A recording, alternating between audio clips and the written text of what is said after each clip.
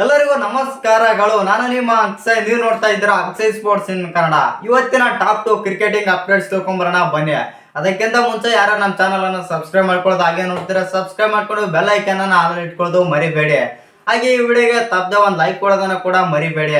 ಇನ್ನು update number 1 ನೋಡೋದಾದ್ರೆ, ಇದೀಗ ಶ್ರೀಲಂಕಾದ ಮಹೀಶ ತೀಕ್ಷಣ ಅವರು ಒಂದು ಸ್ಟೇಟ್ಮೆಂಟ್ ಆದ್ರೆ ಕೊಟ್ಟಿದ್ದಾರೆ. ಏನಪ್ಪಾ ಸ್ಟೇಟ್ಮೆಂಟ್ ಅಂದ್ರೆ, ನಮ್ಮ ಭಾರತದ ಬ್ಯಾಟರ್ಸ್ ಗಳಿಗೆ ಮತ್ತು ನಮ್ಮ ಭಾರತದ ಎಲ್ಲ ಆಟಗಾರರಿಗೆ ಸಣ್ಣ ಪಿಚ್ ಅಲ್ಲಿ ಆಡಿ ಅಭ್ಯಾಸ ಮತ್ತು ನಮ್ಮಂತ ಇಲ್ಲಿ ಶ್ರೀಲಂಕಾದಲ್ಲಿ ದೊಡ್ಡ ದೊಡ್ಡ ಪಿಚ್ಗಳಿದೆ ಮತ್ತು ಈ ಪಿಚ್ಗಳಲ್ಲಿ ಆಡೋದು ತುಂಬಾ ಕಷ್ಟ ಮತ್ತು ಭಾರತದ ಪಿಚ್ಗಳು ತುಂಬಾ ಸಣ್ಣದಾಗಿರುತ್ತೆ ಮತ್ತು ಅಲ್ಲಿ ಅವರು ಆಡಬೇಕು. ಇಲ್ಲಿ ನಮ್ಮಂತ ಸ್ಟೇಡಿಯಂಗಳಲ್ಲಿ ಅವರು ಆಟ ನಡೆಯಲ್ಲ ಅಂತಂದು ಇದೀಗ ಮಹೀಶ ತೀಕ್ಷಣ ಹತ್ರ ಹೇಳಿದ್ದಾರೆ.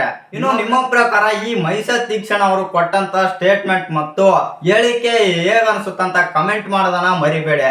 ಅಪ್ಡೇಟ್ ನಂಬರ್ 2 ನೋಡೋದಾದ್ರೆ, ರೋಹಿತ್ ಶರ್ಮಾ ಪಂದ್ಯ ಮುಗಿದ ಬಳಿಕ ಒಂದು ಸ್ಟೇಟ್ಮೆಂಟ್ ಮತ್ತು ಹೇಳಿಕೆ ಹತ್ರ ನೀಡಿದ್ದಾರೆ.